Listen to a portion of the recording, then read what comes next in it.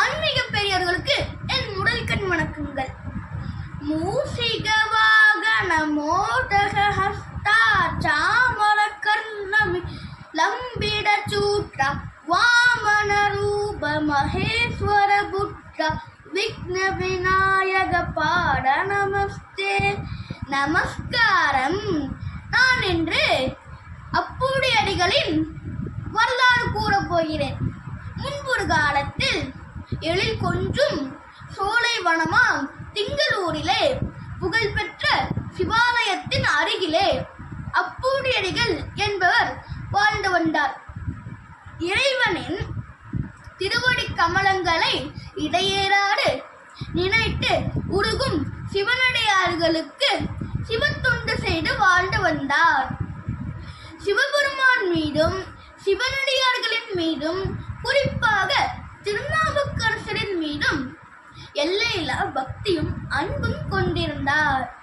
தனது இரு மகன்களுக்கும் மூத்த திருநாவுக்கரசு இளைய திருநாவுக்கரசு என்ற பெயர் சூட்டி மகிழ்ந்தார்.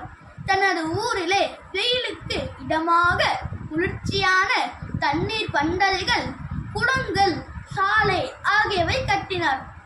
இவை அனைத்திற்கும் திருநாவுக்கரசரின் பெயர் சூட்டி மகிழ்ந்தார். இவ்வாறு இருக்கையில் திருநாவுக்கரசரை அப்பூடியடிகள் நேரில் காணும் தவ பெரு பெற்றார். அது எப்படி என்று பார்க்கணும். பல தீர்த்தங்களுக்கு சென்று சிவபெருமானை வழிபட்டு வந்த அப்பர் பெருமான் இறுதியாக திங்களூர் வந்தடைந்தார். தனது பெயரில் அன்ன சத்திரங்கள், குளங்கள், தெருக்கள் ஆகியவற்றை இருப்பதை கண்டு அவருக்கு ஒரே ஆச்சரியம்தான். இதையெல்லாம் யார் செய்கிறார்கள் என்று விசாரித்துவிட்டு அப்பூடியடிகளின் வீட்டிற்கு வந்தடைந்தார். அதுவரை அப்பூடியடிகளோ திருநாவுக்கரசரை நேரில் கண்டதில்லை. அதனால் அப்பர் பெருமான், ஐயா, நீங்கள் செய்யும் சிவ தொண்டுகளுக்கு உங்கள் பெயரோ அல்லது உங்கள் குடும்பத்தார் பெயரோ வைக்காம யாரோ ஒரு கிழவர் திருநாவுக்கரசன் பெயர் ஏன் வைத்தீர்கள் என்று கிண்டலாக கேட்டார். இதை கேட்டு கோபமடைந்த அப்பூடியடிகள், ஐயா, தங்களை ஒரு சிவனடியார் தங்களை உபசரிக்கலாம் என்று நினைத்திருந்தேன். ஆனால் நீங்கள் பேசும் பேச்சை கேட்டு கோபப்படுவதா அல்லது பரிதாபப்படுவதா என்று தெரியவில்லை. திருநாவுக்கரசு என்றால் யார் தெரியுமா? சமணத்தின் நாச வலையிலே சிக்கி அறிவிழந்த மன்னனுக்கு அறிவொளி ஊட்டியவர்.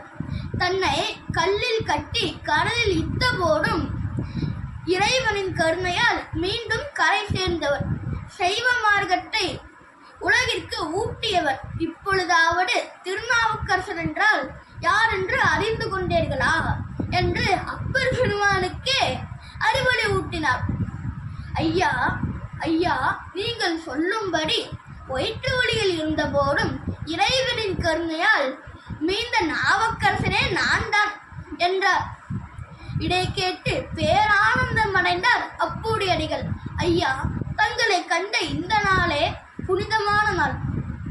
நான் பிறவி பயனை அடைந்தேன் ஐயா. சிறிது உங்களை திட்டி வைத்தேன், என்னை மன்னித்து விடுங்கள் என்று திருநாவுக்கரசரின் பாடங்களில் விழுந்து வணங்கினார் அப்பூடியடிகள். ஐயா, நீங்கள் இனிமேல் எங்கேயும் போகக்கூடாது, எங்களுடனே இருந்து விடுங்கள் என்று மன்றாடினார் அப்பூடியடிகள். அதற்கு திருநாவுக்கரசர், ஐயா, நான் ஒரு சன்னியாசியாவேன். நான் பல கடமைகள் உள்ளன எனக்கு. நான் பல சிவாலயத்திற்கு போய் சிவபெருமானை வழிபட வேண்டுமானால் இன்று ஒரு வேளை மட்டும் உங்களுக்காக இங்கே உணவருந்துகிறேன் என்று ஒப்புக்கொண்டார்.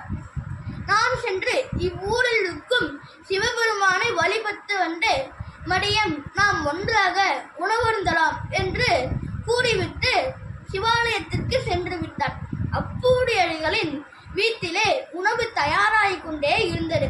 அவரது மனைவி தனது மகனிடம், கண்ணா, மிகப்பெரிய மகான் திருநாவுக்கரசர் நம் இல்லம் தேடி உணவருந்த வந்துள்ளார், நீ போய் இலை அறுத்து வா என்று கூறினார். தனது மூத்த மகனான மூத்த திருநாவுக்கரசு இலை அறுக்கும் போது நாகப்பாம்பு கடித்து சிறுவன் அங்கேயே துடிதுடித்து இறந்து விட்டான். ஐயோ, நம் மகன் இறந்து விட்டானே என்று அப்பூடியடிகளும் அவரது மனைவியும் கதறினார்கள்.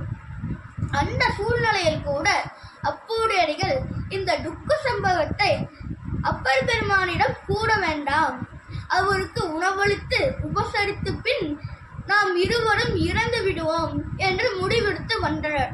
மடியமும் வந்தது.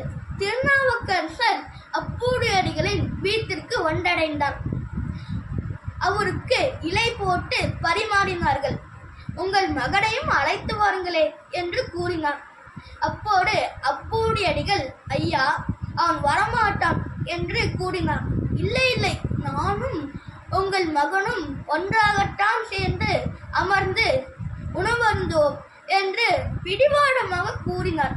ஐயா, அவன் இலையறுக்கும் போது நாகப்பாம்பு கடித்து துடிதுடித்தங்கே இறந்து விட்டான் என்று கதறினார்கள் அப்பூடியடிகளும் அவரது மனைவியும். உடனடியாக அச்சிறுவரின் இறந்த உடலை எடுத்துக்கொண்டு அவ்வூரில் இருக்கும் சிவாலயத்திற்கு நோக்கி புறப்பட்டார் திருநாவுக்கரசர். இறைவா, இது என்ன சோதனை?